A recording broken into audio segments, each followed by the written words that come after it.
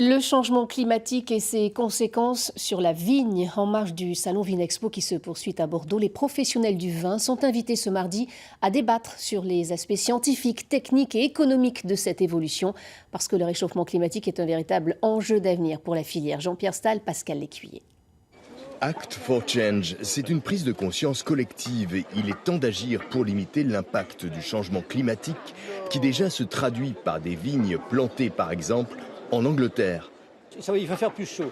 Il fait plus chaud, ça va évidemment avoir une influence sur la vie de la vigne et puis ça va avoir une influence sur l'eau. L'eau va devenir un facteur limitant, c'est-à-dire qu'on va être soit entre l'inondation, soit la sécheresse, et ça va devenir un peu imprévisible, si vous voulez. Donc tous les gens qui font du vin vont avoir à s'adapter, comment on va faire, etc. Le dérèglement climatique annoncé lors de la COP21 risque d'être plus important que prévu, d'où l'urgence de la situation.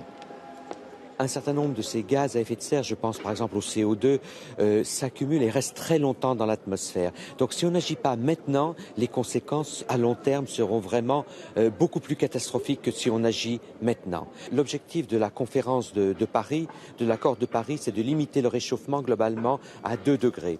Au niveau du vignoble, on se rend compte que le degré de sucre et d'alcool dans le vin ne cesse d'augmenter. Les vendanges sont plus précoces et des cépages comme le merlot ne sont plus adaptés.